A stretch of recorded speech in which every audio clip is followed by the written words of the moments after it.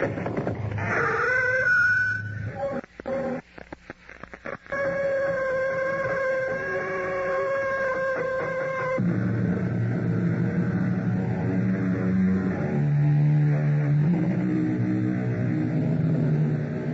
in. Welcome. I'm E.G. Marshall. Many people believe in the transmigration of souls, in reincarnation. It's an idea that must tug at all of us, if only for the hope, the projection, the possibility of making death less final. Out of this human urge, philosophy, prayer, whatever category you may want to put it in, comes this story, with one significant difference from the ordinary conception of reincarnation.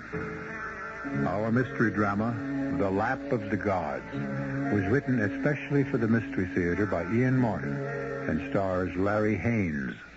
It is sponsored in part by Anheuser-Busch Incorporated, Brewers of Budweiser, and your Singer Sewing Center. I'll be back shortly with Act One.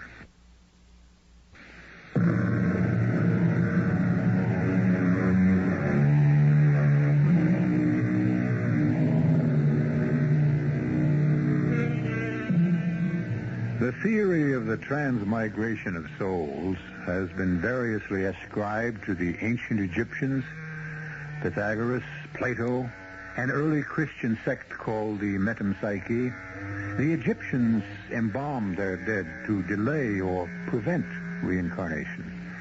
All others believed in it as gospel and to be desired. The idea of the soul reappearing again and again in some other form is as old as man himself. No one wants to die. Everyone wants a future. But how many men longed for a past as ardently as Walter Davis did? Reincarnation, Captain Billy. That's the answer. What's the reincarnation, Professor? Metempsychosis. That's all Greek to me. The word is what? Greek. Metempsychosis means transmigration of the soul. If you say so. What I say is that another drink in the bottle against a cold night. How long shall it keep the night away? Well, it could warm a fellow up against the wind. What the bottle holds isn't warmth, but memory and dreams. A jug of wine, a loaf of bread, and thou, singing beside me in the wilderness. And wilderness were paradise enow. Hey, now, that's pretty. Now, that's sentimental trash, my seafaring friend.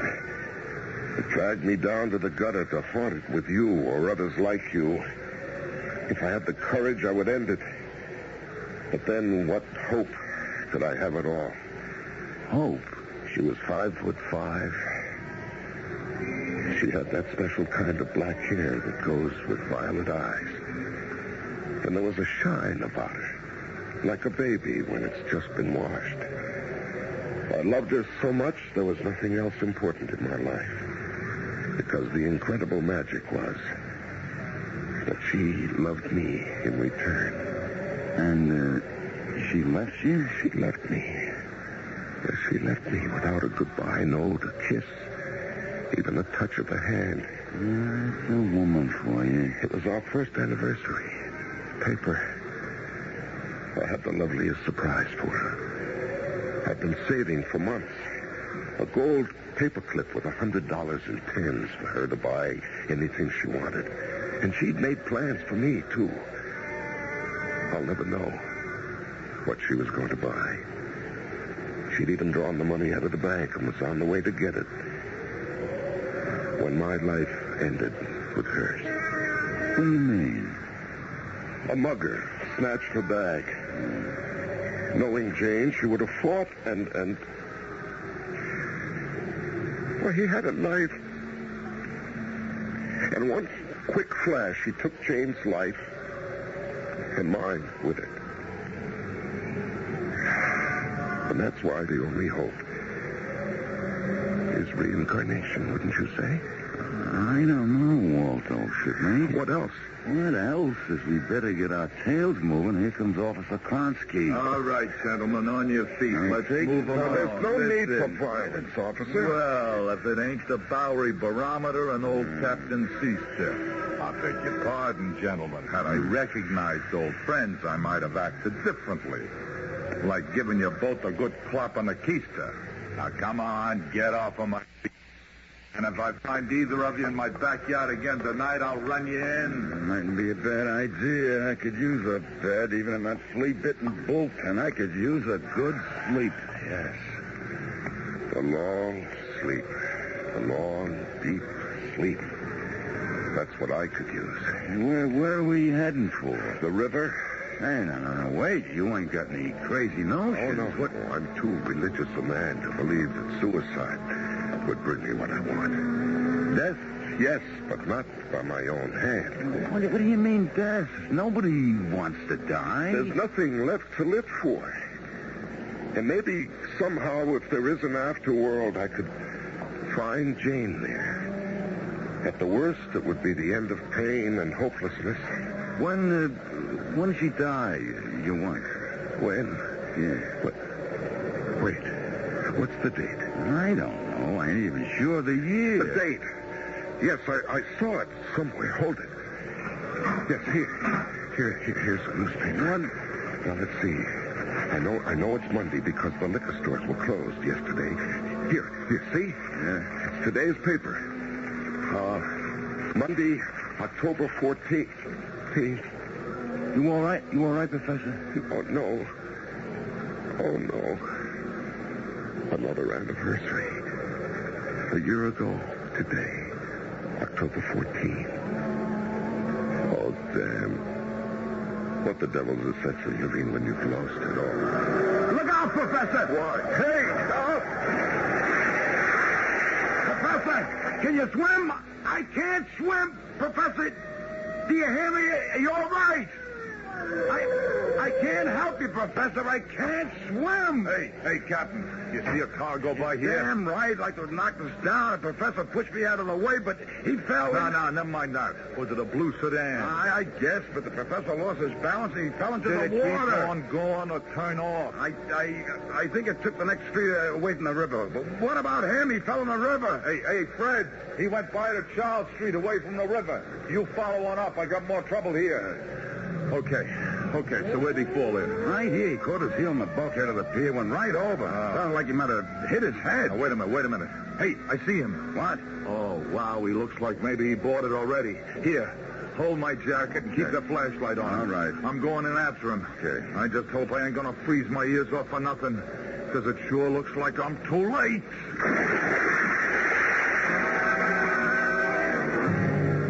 I remember pushing the old captain out of the way of the speeding car, and then losing my balance and staggering out onto the wharf, my back to the river, and the bulkhead catching me at the back of my knees, and falling as I did, the pain through my head as it struck a piling, and the water cold and dark as still as I sank deep down toward the mud on the bottom, blacker and blacker, till the whole world was black and came to an end.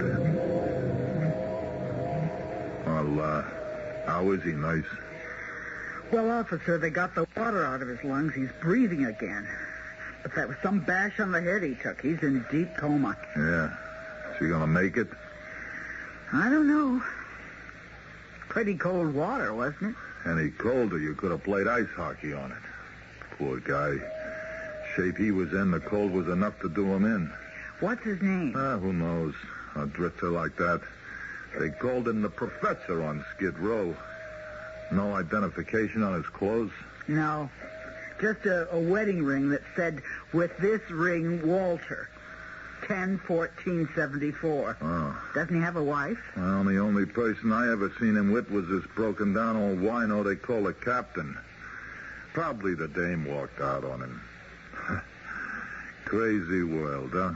You can say that again. I mean, here's a guy trying to drink himself out of this world because it sure don't mean much to him. And here's me risking my risking my neck to save him, and a whole hospital trying to save his neck when he probably don't give a damn and would rather be dead.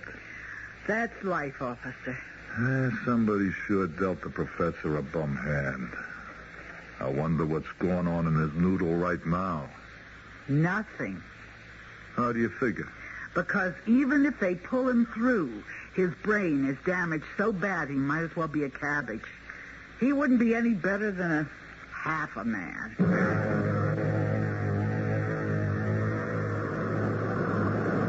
As is the custom in these seas, the storm came out of nowhere.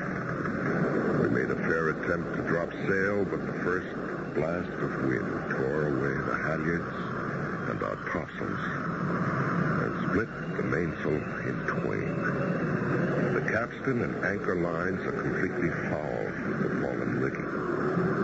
I have just seen the longboat away with the crew and officers. I will stay to go down with the ship. I shall enclose this log in a tarpaulin bag in the hope that somehow it may be preserved. Signed, this 14th day of October, 1825, Captain Joshua.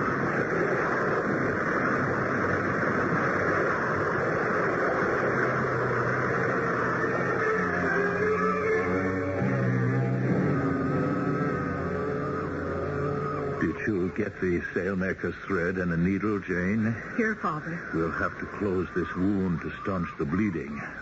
Were the Kanakas able to save anyone else? The surf was too heavy. The boat smashed to pieces on the reef. All aboard lost? Save only the captain. Hard put to it to save his life. God is merciful. We will need all his help. Thread the needle. Yes, Father. I only pray he remains unconscious till I can cauterize the wound. Is the poker hot? Not hot enough yet. Oh, he's a handsome young man.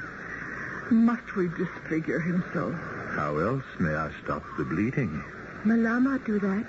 Malama have ancient herbs from the islands. When Mako strike, the medicines of ancient gods dry blood and cool fever. Are you suggesting that your pagan gods have better medicine than the one true God? I know only this paste from ground up leaves will heal with the holiest herbs. No, Malama. You resist all our teaching. You cling to heathen beliefs and witches' fetishes.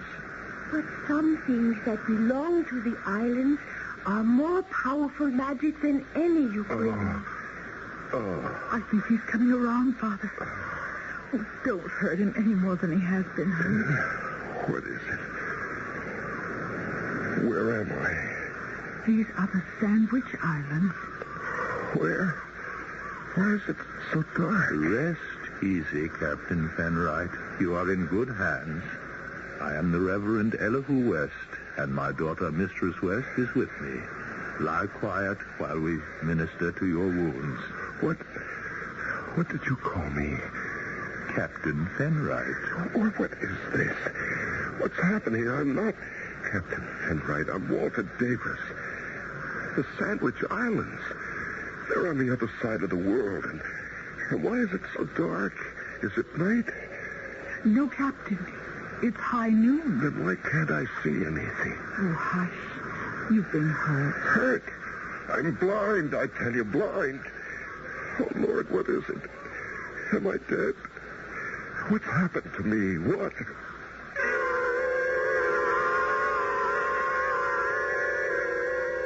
What indeed, Walter? Or are you Walter Davis, who at this moment lies in coma on an operating table in a modern 20th century hospital? You seem to be on one of the islands once called the Sandwich Islands, now the 50th state in the USA, Hawaii. How can you be there as well as here? Not only in terms of distance, but time.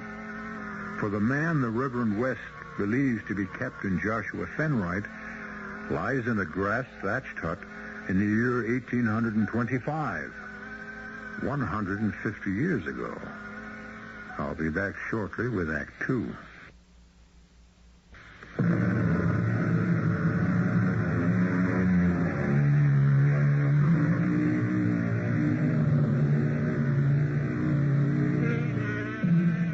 In 1975, the body of Walter Davis lies in deep coma in a United States hospital.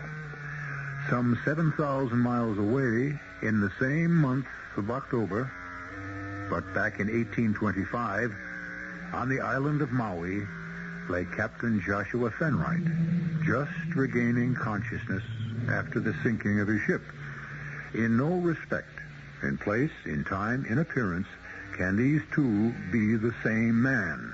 And yet, while the man who lies in coma has no thought process, the one on the Hawaiian island believes himself to be that man who will not be born for over 125 years. I repeat, in no respect can he be the same man unless you believe in reincarnation. Oh. Captain Fenwright, let me make some more cloths for your head. Jane, Do you know my given name? your voice. Oh, it can't be. And yet, how could I mistake it? Why should my voice tell you my name? After all we've been to each other. What color are your eyes? My mother used to say that they were like... Like violets. Yes. And your hair is black and hangs to your waist. Indeed, it does not. It is drawn back and tied in a bun. But if you loosened it, it would hang to your waist. That's something that only my husband will ever know. You're not married? No, Captain. You're not my wife? Scarcely. Since we are but just met. Oh, then this isn't... Of course.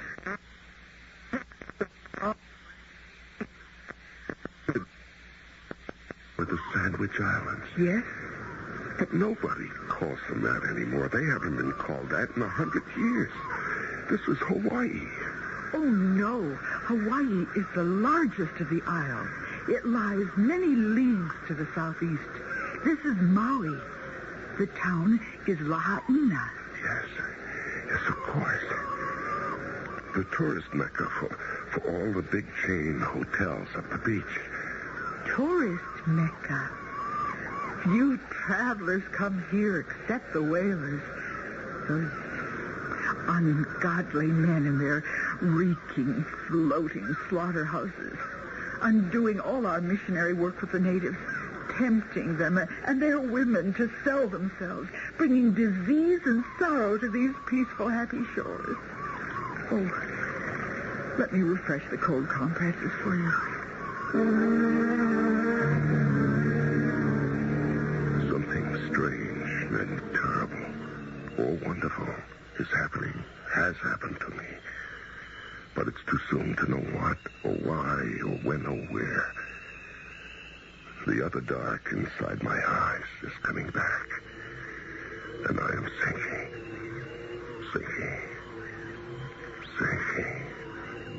out of sight.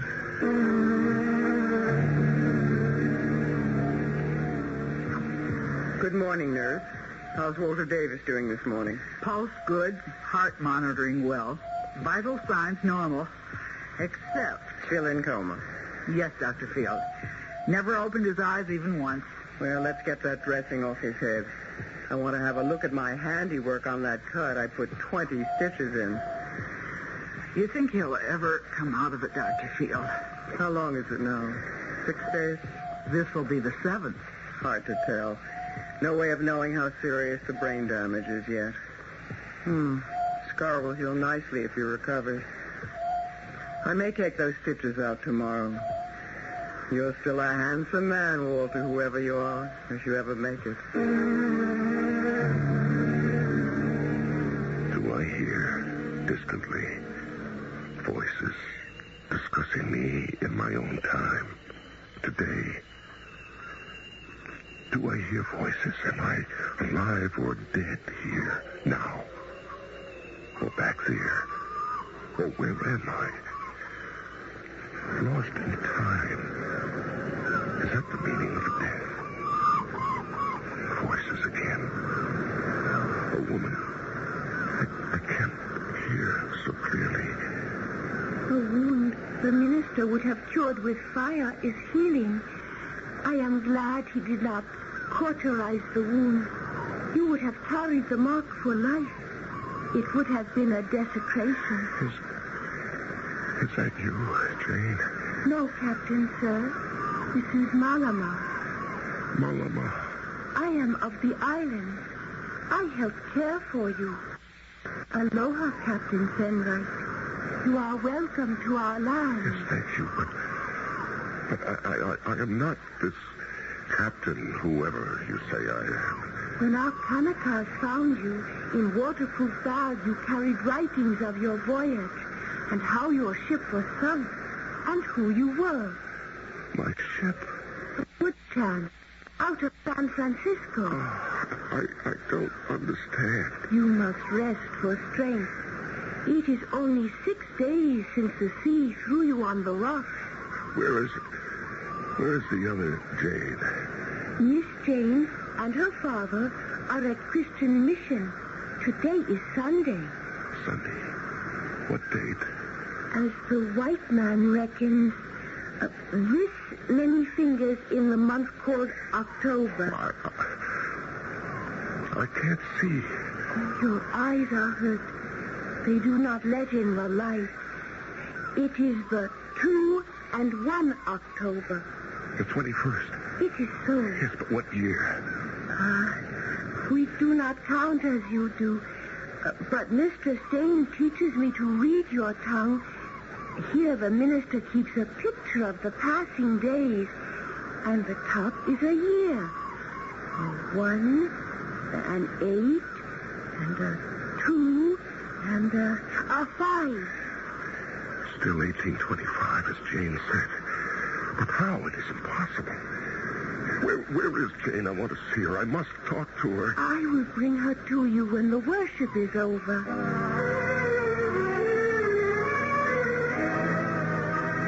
You're not saying anything, Jane. What can I say, Captain Fenright? Oh, please don't call me that. Call me by my first name. I scarcely know you, but if it will make you feel better. Joshua. No. I don't mean that. I mean my own. Well, I know you think me mad, but humor me. Call me Walter. Or better still, call me what you used to call me. Used to call you? Lord, I'm all mixed up. Please, call me Walt. Very well. Walt. But you mustn't excite yourself so. You've been badly hurt. What happened? What happened to my head? You have a dreadful cut from a coral reef. Or whatever I hit when I fell into the river. Is it deep? Oh, yes. Did someone suture it? Beg pardon? Was it closed? Oh, yes. I sewed it together with sail thread. Sail thread? Were any antiseptic precautions taken? Sulfur, penicillin? Was the wound cleaned out? My father wanted to cauterize it. Oh, good Lord. And did he? No. Malama brought some island herbs. I didn't... we didn't want you hurt or disfigured. The herbs seemed to still the poison. I'm not running a fever anymore. I seem to be alive. You are alive. Am I? Where? When? Why? Blind and probably at least half mad. I wish I was dead.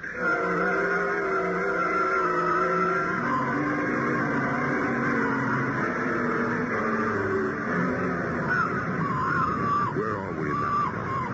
On the beach, above La Haina. You know, it's a funny thing. I think perhaps only you might understand. Do you believe in reincarnation? Please? When the body dies, do you believe the soul does too? The spirit? Arnold, it goes to join the ancestors. Yes, and do you think that it can return again in another body? If the people so will, yes. Well, could you believe that the soul that has lived in this body for how long since I was washed ashore? 2 moons and more. Yes, all right. Say 9, 10 weeks, over 2 months. Can you believe that this soul inside me, as you see me, doesn't belong here? Could you believe it possible that a spirit from the future could return to the past? Whatever the gods decree will take place. Well, 5 generations from now, what breathes inside this body was alive. I was a doctor, and I had my wife, and I loved her. My own life or my own career. She died, and I threw everything away. And yet here I am in another man's body with a life still ahead of me, except that I'm blind. Or is it still ahead of me? Will it last only so long as that faraway man that once was, Walter Davis, lasts?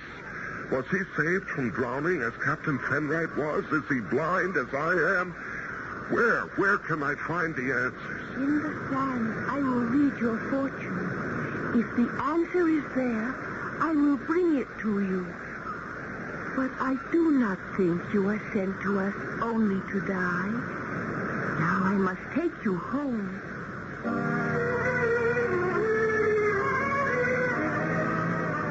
Home.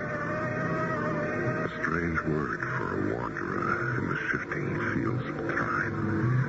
Where was home? Where did I belong? You must be out of your mind, Jane. Why, Father? I've nursed him for 2 months. Enough to know him closer than any man I ever knew. Even you. And I love him. A remarkable influence this castaway has over women. So does Malamar, who has also nursed him. But he loves me. How can he love you? He's never even seen you. Still, he knows the way I look. Oh, stuff and nonsense. The fellow is only looking for a safe berth. I will not permit my daughter to throw herself away on a worthless adventurer with no prospects and no future. How can you say he is worthless? How can you say he is anything else? First off, the man is either a colossal liar or a madman. Second, he is blind. I have no intention of letting you hang him as a cross about your neck. Do I make myself clear? Quite clear, Reverend, but you needn't have worried. Within a day or 2, I shall be leaving you. Have no fear about that. A moment, Captain, or whoever you are. I have no wish to be less than a good Christian. No man of the cloth can turn a blind man loose in a strange land. You won't be turning me loose.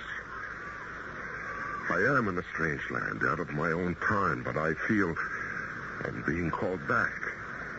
Called back? For what? To die. There is pressure on the optic nerve. That accounts for my blindness. But these new, massive pain signals, fresh interior bleeding. Is this body I now inhabit this Captain Joshua Fenright who was dying? Or my own body that lies in the hospital 5 generations from now? Life supported only by the magic of modern science. If I am being called, will Captain Fenright pass away too? Oh, no. No.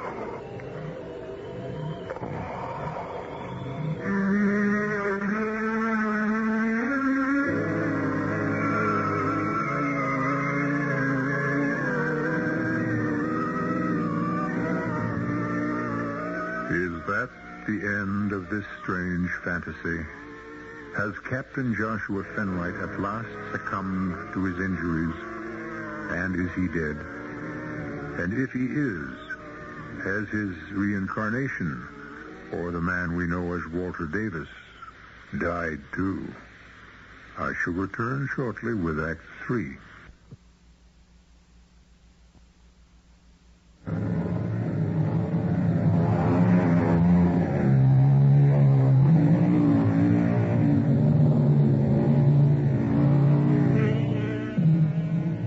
Perhaps this moment is the time to question this strange fantasy.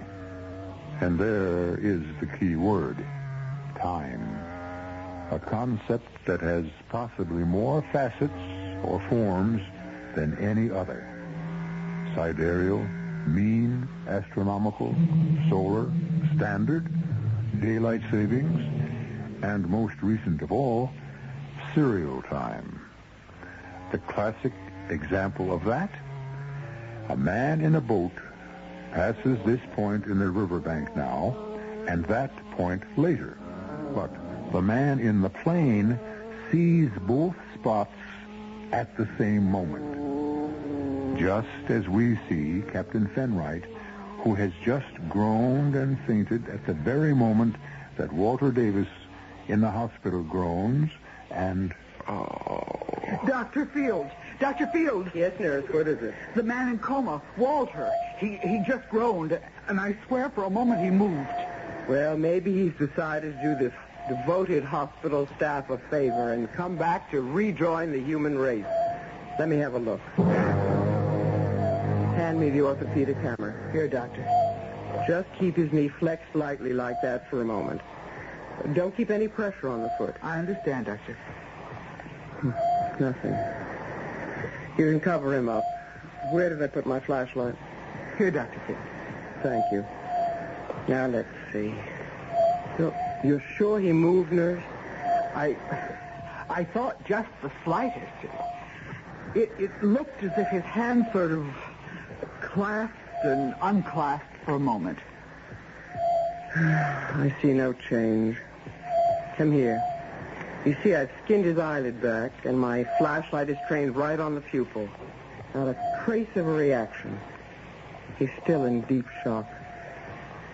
Wherever he is, it's nowhere near where we are.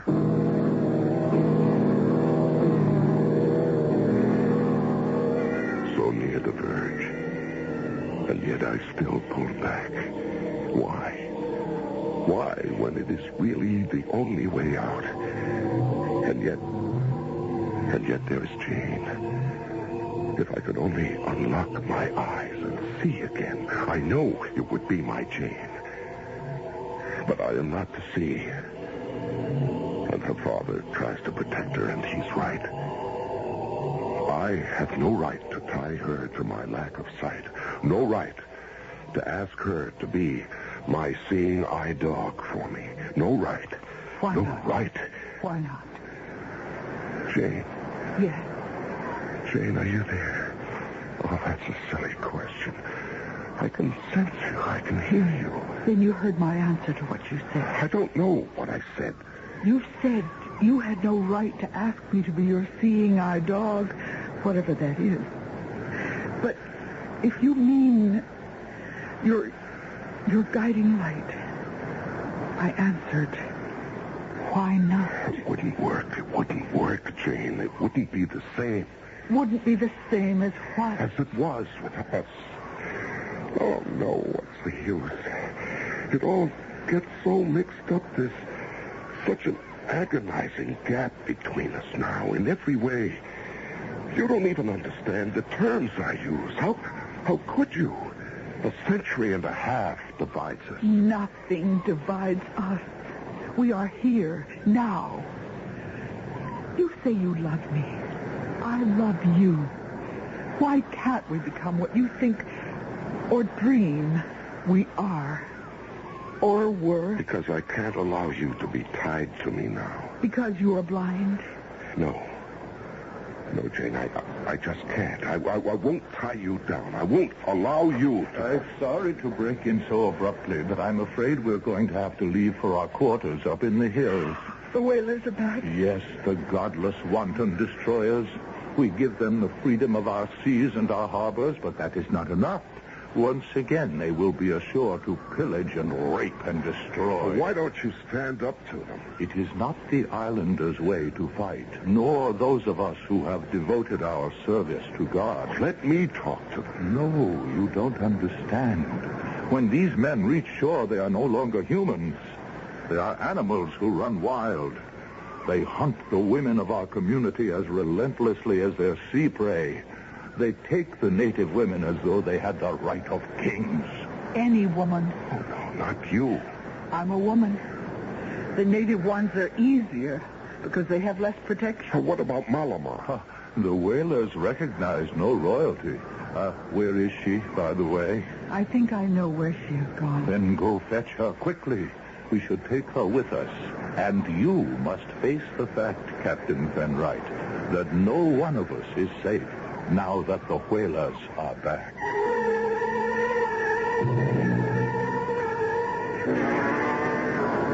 Oh, Father and Mother of us all, hear my prayer. From across the wide seas you have sent us a man to care for. You have taken his eyes. Take only that, and leave me this man to care for. I have had my heart go out to him, and I wish him to lie by my side. Malama. Oh, what is it, Mistress Jane? You must come. The whalers are here. Are you afraid of them? Aren't you? If they try to take me, I have my spear. They will not find it easy. But you are weak and unprotected. You must run. I cannot. I must protect the captain. Trust me for that. No. Even without a spear, I can help him more than you. You desire this man as much as you do. You cannot accept him as Malama can. That remains to be seen. For the moment, we must all run. Left alone, a strange thing has happened to me since that last wave of pain. Somehow I seem less connected with my future. My brain is going through some process of clearing. Wherever I am in time or place, I'm more conscious of what's going on. Didn't Jane get back? No, Russell. We've got to get out of here. The crews coming ashore are worse than ever. I've tried to reason with Captain Carter, but this time he's as drunk as most of his men. Captain Carter? Obadiah Carter, a great ox of a man who controls the whole fleet by his sheer physical strength. Well, perhaps I can talk to him. It may be if I'm not who I think I am, he might recognize me. And two birds could be killed with one stone. I am tempted to risk it. With Jane and Malama missing. Bring me to this Obadiah and see if instead of taking from you, I can give something in return.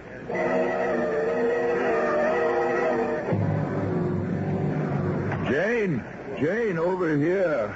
Yes, Father. We are coming. What's happening? The whole town is in a ferment. We must get Jane and Malama up into the hills where they can hide. I must speak to their captain. One man is helpless against I have strength, but you cannot even imagine. More than God? No, of course not. But on a practical level, perhaps more effective. I am 150 years ahead of these men. Shouldn't that give me some leverage? I wouldn't know how to answer that question. Look, I have forces. We must all flee. Hold on, Carson. Ladies, Captain Obadiah Carter at your service. I wish to have words with you. Go, all of you. Let me face him. Better me, Reverend. I can meet him on his level. Now take the women and go for the horses. But I am doomed twice already. Now go. My thanks and the blessings of God go with you. Well, we seem to have an interloper here before us. Your name, sir? I have some doubt of that. What mean you? My ship was driven upon the rocks on a lee shore, and I suffered a head injury. And the name of your ship? The Good Chance. By damn. Then you must be Captain Joshua Fenright, one of us. Yes, I suppose that's correct. The women, Captain Fenright. Steer us clear. Where can we find them and the best? You leave the women alone. You would protect someone. I would ask you to be a human being. After 12 months at sea, no. There is no woman for you here. Don't tell me such nonsense. The chief's daughter, Malamar, the minister's Jane. Neither. You would stop me? Yes. How? You have a pistol to match my sword? No. As well, I have a pistol, too. Now, how should you stop? Come closer. All I have are my hands. You must be mad. I am told you cannot see. That I am blind? You prefer the term. It's a word. The condition is something else. A hopeless one. Back off, you fool. Listen to him. Malama. Put away that spear. Through your throat. Oh, I missed. I spit on Are you. you crazy? My eye. Malama, lead me to get my hands on her. Have you killed her? Who cares? Another island woman. Question is, do I kill you? It might be better if you could, but you can't. I'll have you now, and I'll break you as you thought to break us. Why do you seek to fight your own kind? You are not my kind. We share a common heritage. What does that mean? The color of our skin or the color of our thoughts? If you are so pure, will you kill me? Will you call off your men and leave us in peace? You have my word. Then go in peace. And let me tend to Malama. Malama, are you hurt? I am dying, Master Walter. Too late for me, but not for you. What do you mean? Before I die, I say this one thing. May the future blot itself out, and may you find here in this life happiness and joy as I would have wanted, but with a mistress West. No, Malama. No, don't die. To each of us, as it is determined in its own time.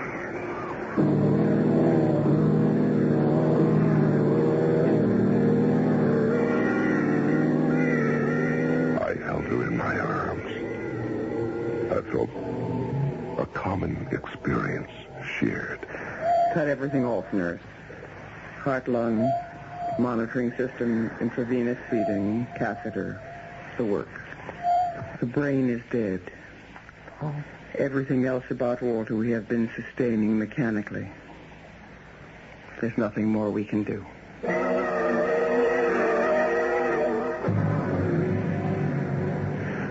I saw the others safe and came back for you, Captain. What happened to Malama?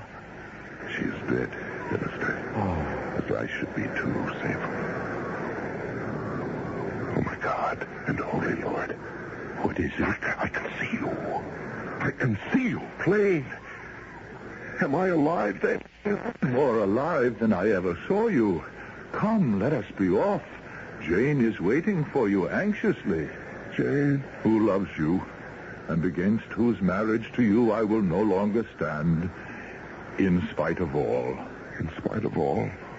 Now that you can see again, I will take my chances on the madness fading, too. What madness? That you were some man come back from the future. That your name was Walter Davis, not Captain Joshua Fenright. Yes, that must have been madness, indeed. Yes, I know who I am. It's all coming back to me. The storm, the shipwreck, and a long time of sickness. Yes, I am Joshua Fenright again. And if Jane, let me hurry to her quickly. It seems to me we have a lifetime ahead to make up for all that's gone behind.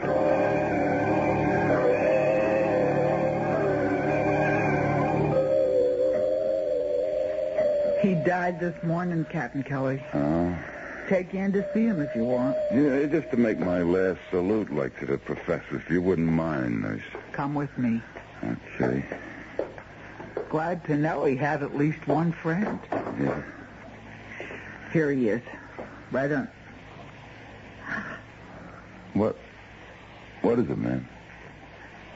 You're a nurse long enough. You think you see everything. That's the professor. Looks just the same as he always did to me. That's where we're different. In all the 2 months he lay here in coma, from the moment he was admitted, his eyes were closed. Yeah. Now they're wide open. Maybe there is a world after this somewhere, and somewhere he found his wife, Jane.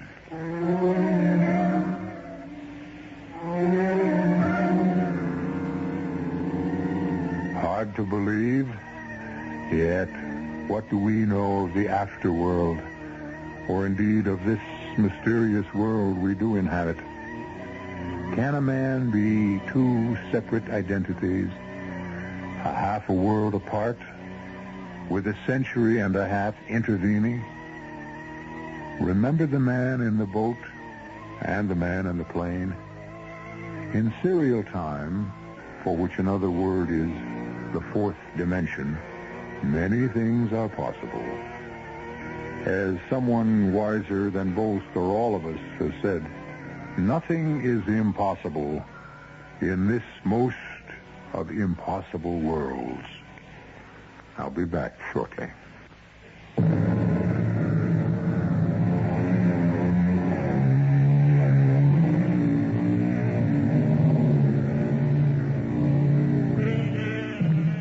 Just for curiosity, although I won't reveal my source, I looked up a Captain Joshua Fenwright.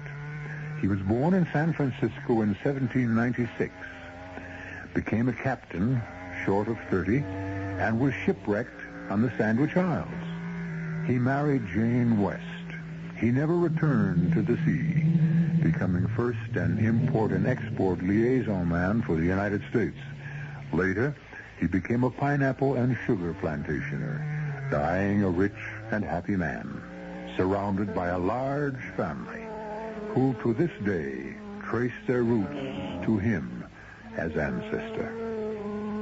Our cast included Larry Haines, Martha Greenhouse, Hetty Galen, William Redfield, and James McCallion. The entire production was under the direction of Hyman Brown. Radio Mystery Theater was sponsored in part by Sign-Off, the Sinus Medicines, and Buick Motor Division. This is E.G. Marshall inviting you to return to our Mystery Theater for another adventure in the macabre. Until next time, pleasant dreams.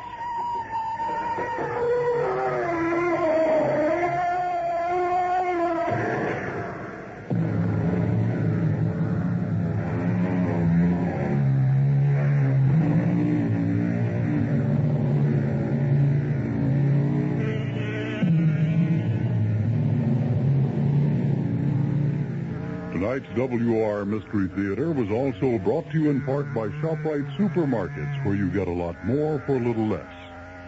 The preceding program is furnished by CBS Radio.